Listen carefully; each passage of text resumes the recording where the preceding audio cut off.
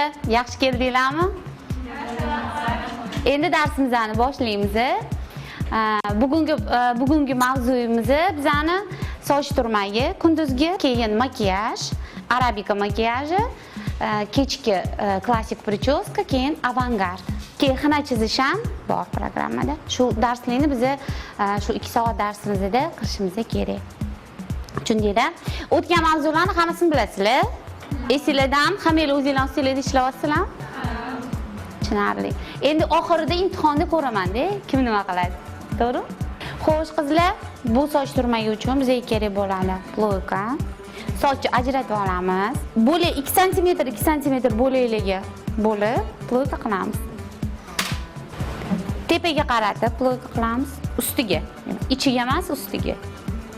Jingali qilganimizda, turmay qilganimizda qizlar soch jingali bo'lib tekis chiqishi kerak-da. Iloji boricha uzoqroq ushlashingiz kerak. Demak, qizlar, turmagimiz tayyor bo'ldi. Bu uchun sizlar ko'rdinglar, har bitta ajratgan soch tushirib, jingali qildik, tepaga qaradi, faqat tagiga emas, tepaga. Nima uchun qilinadi? Agar tepaga qarab qilsak, o'shanda qilgan turmagimiz chiroyli chiqadi. Hozir nima bo'lishini ko'rasiz.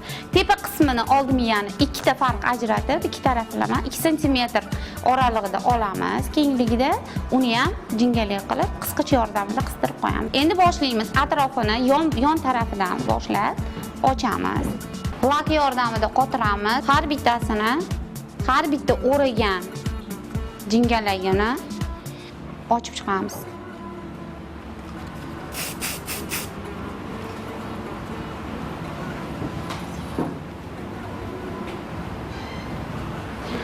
Har bitta qilgan turmagimizni ochayotganda qizlar qaraymiz.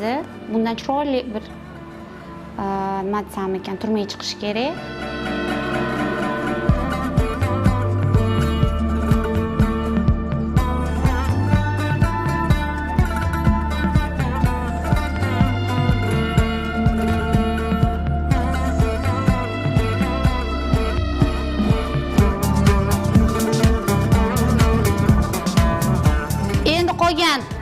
Jingali qilib qo'ygan sochimizni ochib, vosk yordamida tekislab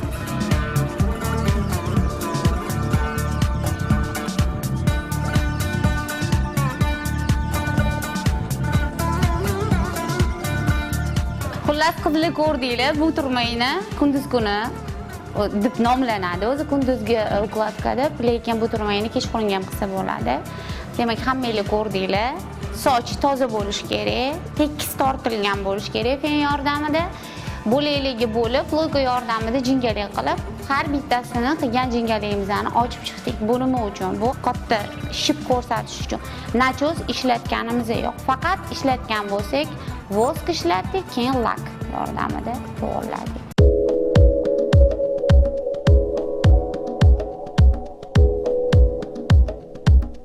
Endi qizlar, keyingi qiladigan ishimiz bu makiyaj. Makiyajimiz arabika, arab makiyaji deb nomlanadi. Makiyajni bilasizlar, hammanglar har xil yo'nalishi bor, har xil xili bor. Uni orasida arabika makiyaji ham bor. O'shaning uchun bugungi darsimiz arab makiyaji. Qizlar, har doim makiyaj qilishdan oldin yuzni tozalaymiz. Demak, oldin yuzni tozalab, toza yuzga namlantiruvchi krem suramiz, keyin ustidan tonalni. Tonalni kremni gruntovka qilishi yuzni massaj yo'nalishi bo'yicha qilinadi. Oldin tonalka bilan, demak, gruntovka qilamiz. Qovoqga ham suramiz. Qovoqga faqat nima? O'zimizni, mana gubkamizni faqat yo'qini suramiz qovoqga. Tonalni surib bo'lgandan keyin pudra suramiz. Har doim tonalkani rangi, yuzi rangiga mos bo'lishi kerak qizlar. Agarda tonalkangiz sal to'qroq bo'lsa, unda pudrani sal ochroq surasizlar. O'shanda rangiga to'g'ri keladi. Tayyor bo'lgandan keyin birinchi bo'lib qosh bo'yaladi. Makiyajda qoshi, demak, tana qismi bilan dum qismi to'qroq bo'ladi qizlar. Bosh qismiga unchalik rang to'q chizmaymiz.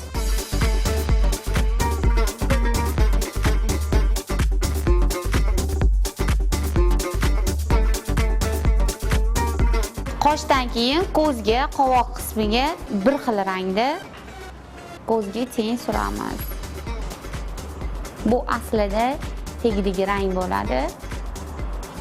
Ko'zni shaklini berishdan oldin, ko'zni shaklini chizganimizni bilasizlar, bu ko'zni yana ham chiroyliroq qilib ko'rsatib beradi.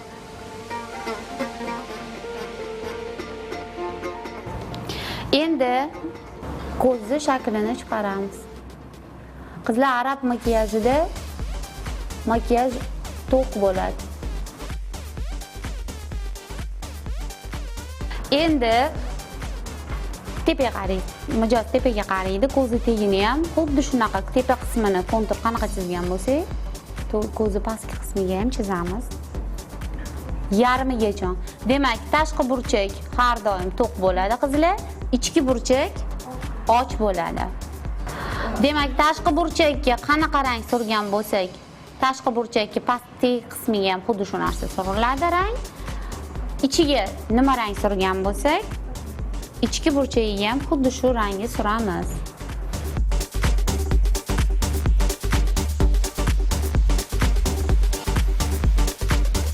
Mana arab makiyajimiz tayyor bo'ldi, qizlar.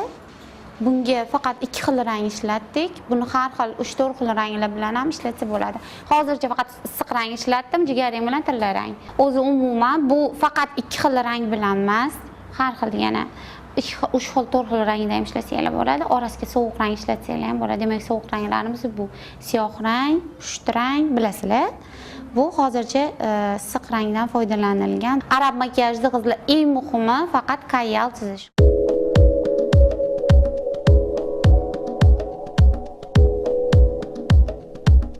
Hozir bajaradigan o'rimimizni qizlar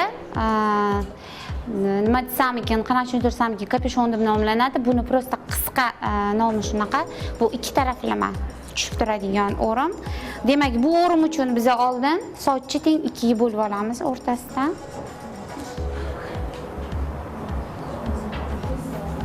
Mana sochni bo'lib oldik. Endi yon tarafidan boshlab 100 tarafga tortib sochni o'raymiz. Sochni bo'laklarga ajratganda qizlar oxirigacha olamiz.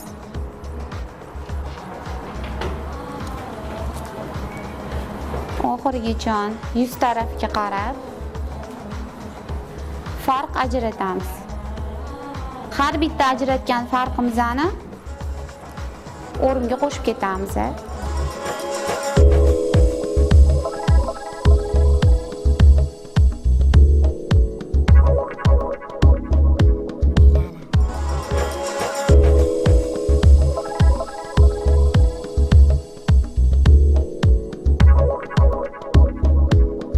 Qizlar mana ko'rdinglar, 2 taraflama o'rim bo'ldi. O'rimni prichoska holiga ham keltirsa bo'ladi. Ikkita yonini yig'ib, orqasiga yig'ib qo'ydik. Buni xohlasanglar churib yurasizlar, xohlasanglar orqasiga yig'ib turmay qilasizlar, prichoska qilib. Qizlar, bu ko'rib turgan prichoskalar kechki turmay. Buni to'ylarga qizlar ham qilsa bo'ladi. O'zini to'yiga, to'yga borishga, bu elegant usuldagi avangard prichoska bo'ldi bu prichoskamiz. Bu prichoskani hammasini tepaga xvost yordamida yig'ib, rezinka yordamida, keyin sochlarga ostiga fundament qildik. Ozgina soch qoldirib, yarmini atirgul shaklida yasab chiqdik shpilka yordamida. Bunga faqat kerak bo'lgan efemeri bu lak bo'ldi, suyuq lak, jiddiy lak. Keyin toshlar bilan bezadik, vosk ishlatdik.